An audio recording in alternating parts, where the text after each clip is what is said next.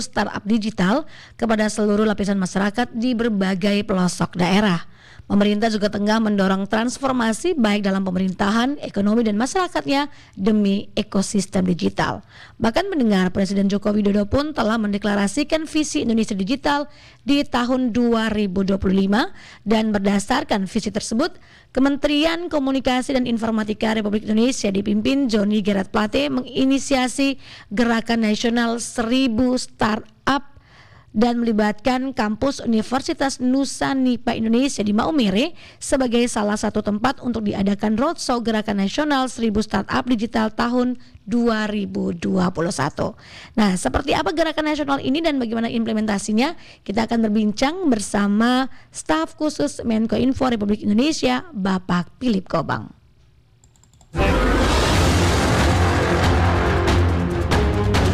RRI Radio Tanggap Bencana.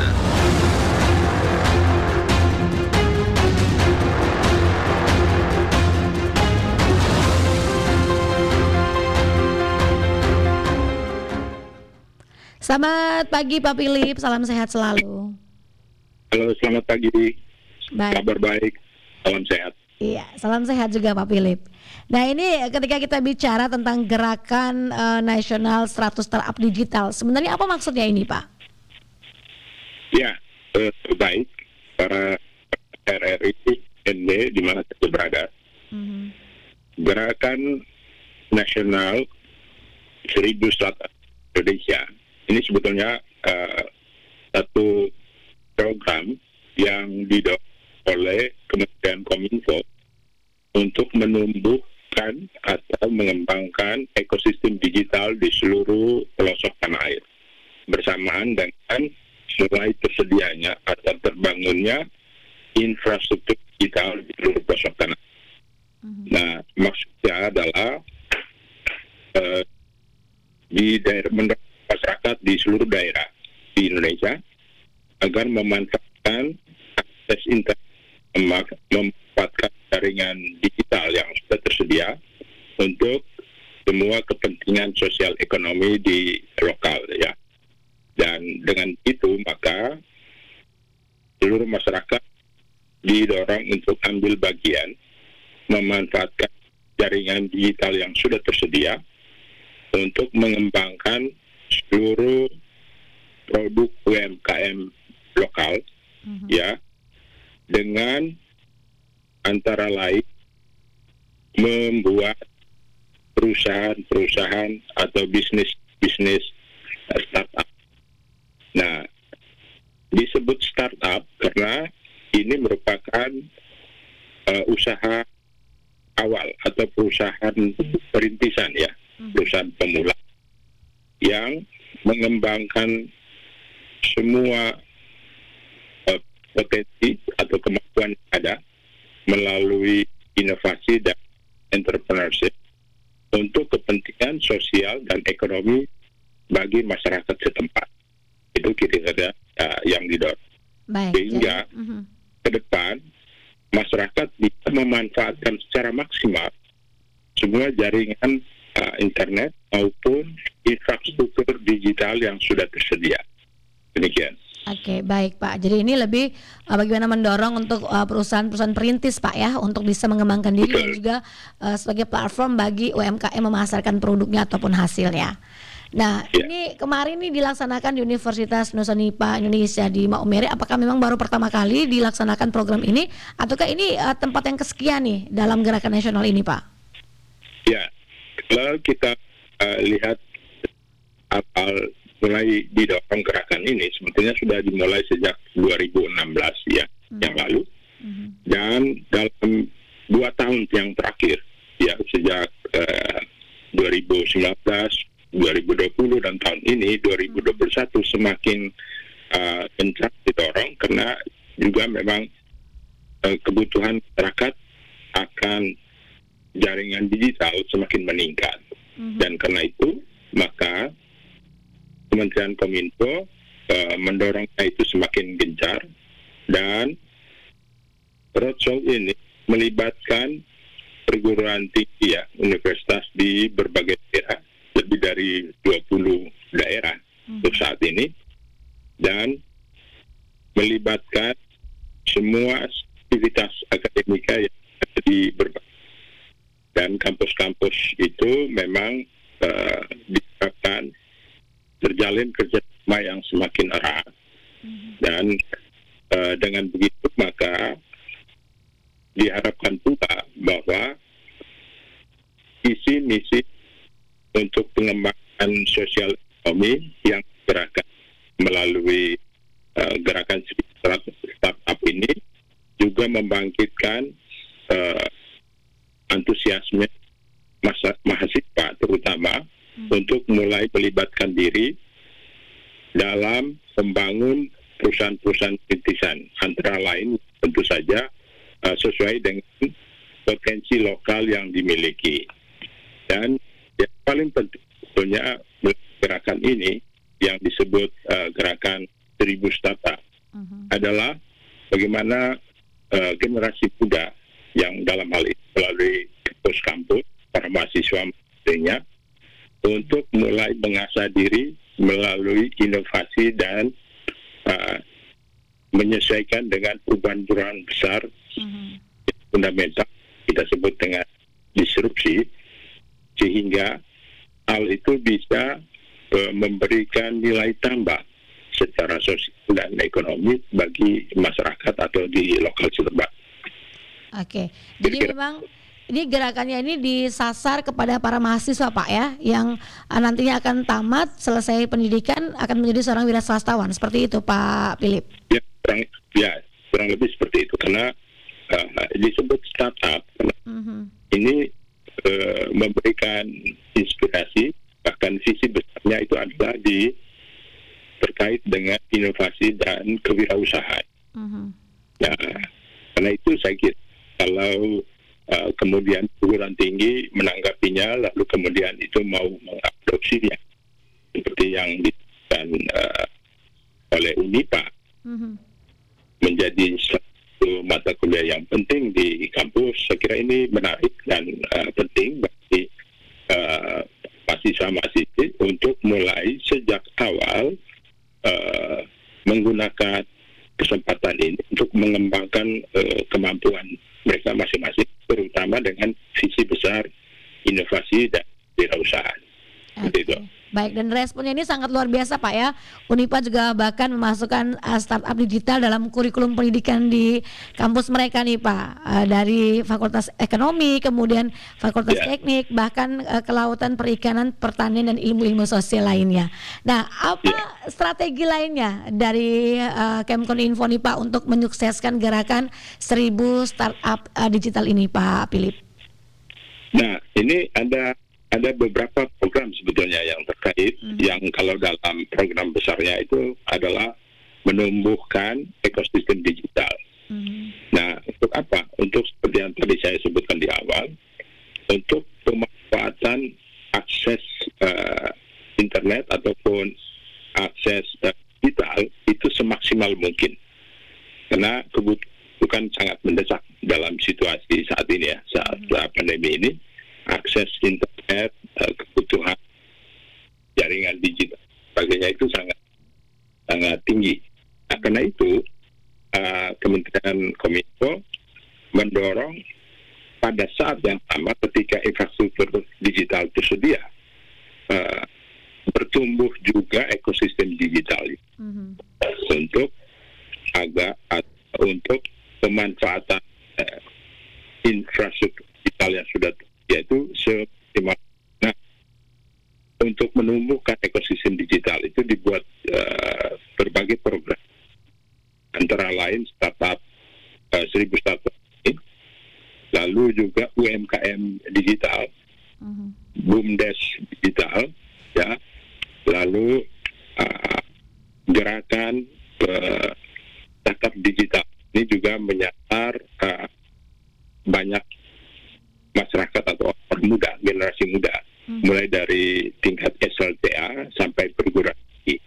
Nah, semua ini dilakukan sedemikian rupa agar masyarakat mulai dari tingkat umur yang bawah, ya SLTA dan seterusnya, itu menggunakan akses akses digital ini untuk kepentingan yang terkait dengan pengembangan diri maupun pengembangan ekosistem masyarakat di lokal. Karena begini, ada visi besar yang juga disampaikan oleh Bapak Presiden Joko Widodo bahwa dalam 5 atau 10 tahun ke depan Indonesia diharapkan berkembang sedemikian rupa menjadi masyarakat dan bangsa digital. Yeah. Karena bagaimanapun kita mengikuti perkembangan yang terjadi di dunia secara global, semua ini terkait dengan bertumbuhnya teknologi informasi dan informatika. Nah, karena itu Indonesia pun ditolong sedemikian rupa oleh Bapak Presiden melalui visi yang disebut transformasi digital. Dan dalam hal ini Kementerian Kominfo sudah juga menyusun peta transformasi digital Indonesia. Nah, hal seperti itu kemudian disiapkan sedemikian rupa melalui ketersediaan infrastruktur digital maupun talenta digital. Nah, talenta digital inilah yang terbagi dalam berbagai program yang dirancang oleh Kementerian Kominfo seperti yang saya karena bagaimana diharapkan Bapak Presiden agar digitalisasi ini dapat memfasilitasi semua proses eksplorasi dan eksploitasi peluang usaha dan inovasi berbagai daerah. Dan karena itu menyasar generasi muda, karena pada mereka lah yang nanti akan menjadi tumpuan untuk pengembangan sosial ekonomi bagi masyarakat lokal maupun global.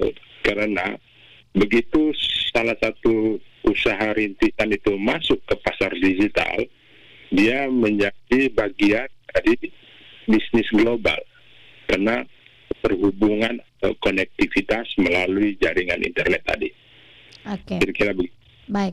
Nah, ini dengan penyiapan SDM yang cukup, SDM yang handal ya untuk talenta digital ini, Pak. Tadi disebutkan juga menyasar pada SMA.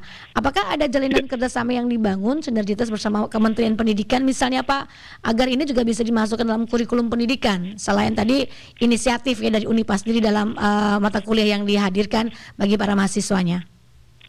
Ya, kalau kemudian diadopsi menjadi kurikulum, itu tentu menjadi kebijakan sektoral ya di Kementerian Dikbud dan Ristek.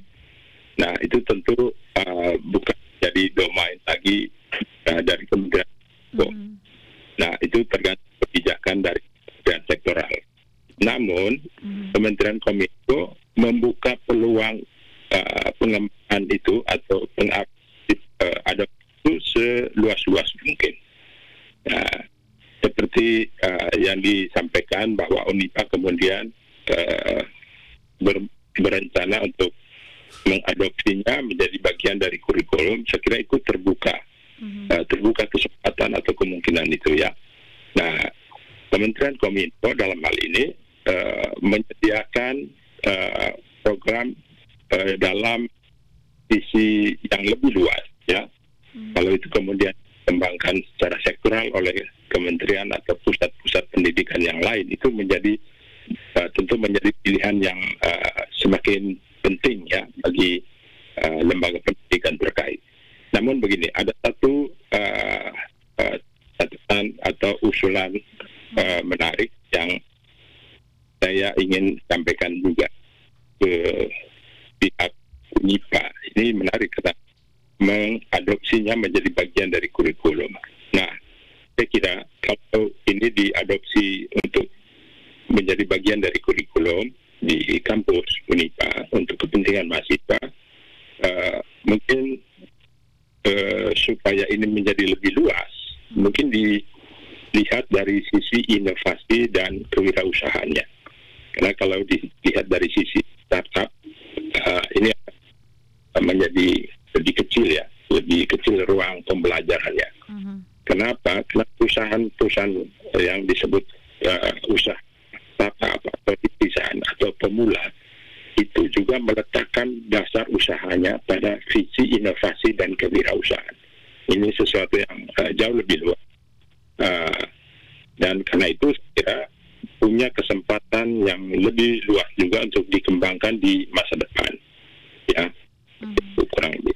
Oke, baik Pak. Ketika kita bicara digital, sama seperti pertanyaan-pertanyaan kami kali lalu tentang transformasi digital, tentu harus membutuhkan jaringan internet yang bagus, kekuatan yang cukup baik. Sedangkan kita tahu di beberapa pelosok juga, beberapa daerah ini kurang begitu kuat nih Pak. Bahkan ada yang belum masuk sama sekali tentang digital ini, tentang internet ini. Nah, apa solusi yang coba ditawarkan ini Pak?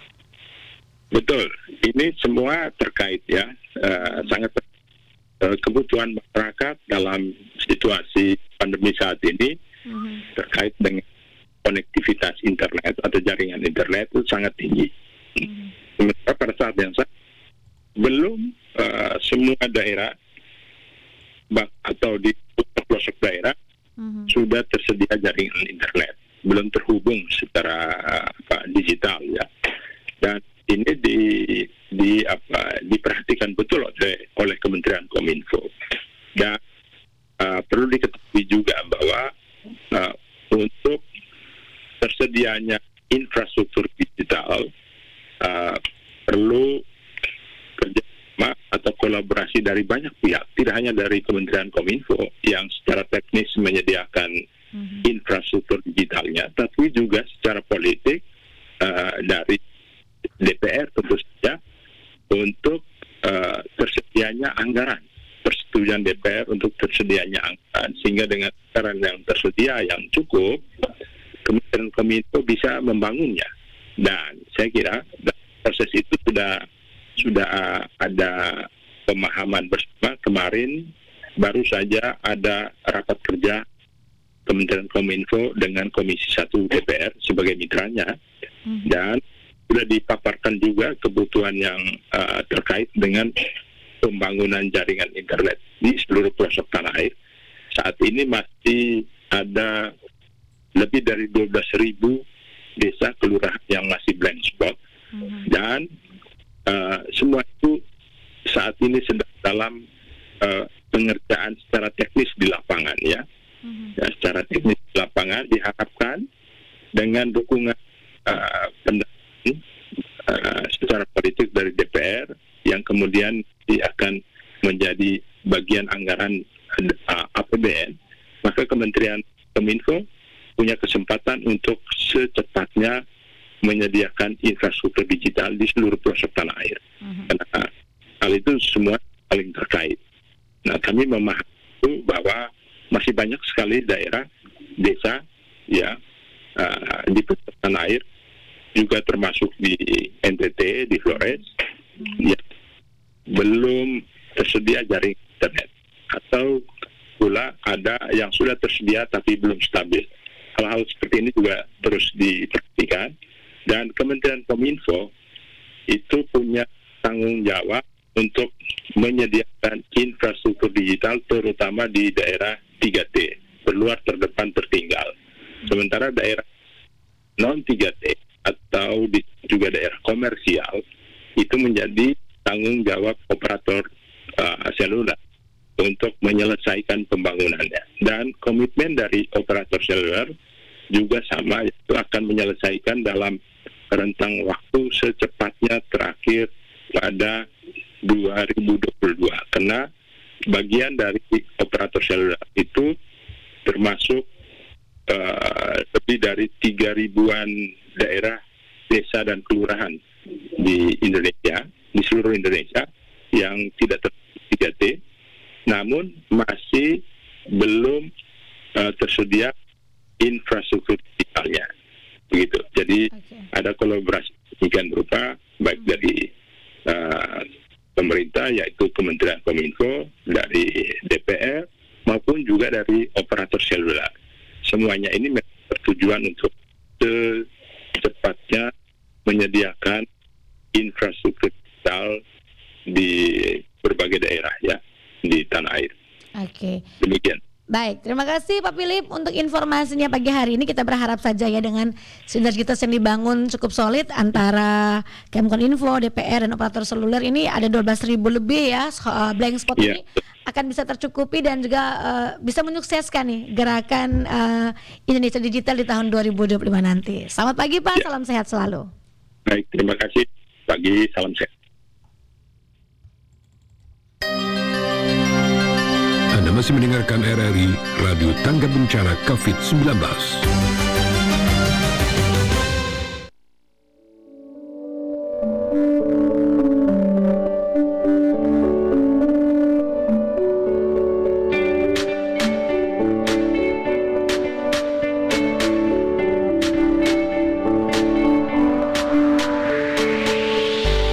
Satu upaya pemerintah mendorong masyarakat membeli produk lokal yang digerakkan Bangga Buatan Indonesia atau biasa disebut dengan Gernas BBI merupakan program nasional yang diluncurkan Bapak Presiden Joko Widodo pada tanggal 14 Mei 2020. Gernas ini sejalan dengan visi Presiden untuk menjadikan Indonesia sebagai the next digital energy of ASEAN. Ibu Nani Haji Cahyanto, Ketua Umum Dharma Pertiwi, mengajak Bangga Buatan Indonesia. Manfaatkanlah sarana dan prasarana milik bangsa kita sendiri agar kita dapat berkembang dan saling berpegangan tangan demi mendorong maju perekonomian tanah air tercinta. Daftarkan UMKM kalian, didaftarkan di Ladara dan dipasarkan dan dikenalkan seluruh dunia. Beli 1, tumbuh 1000. Bangga Buatan Indonesia.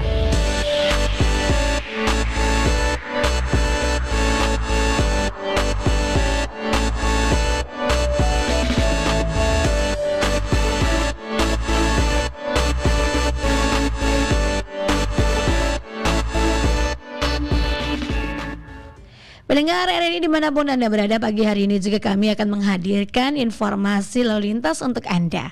Dan saat ini kami sudah bersama dengan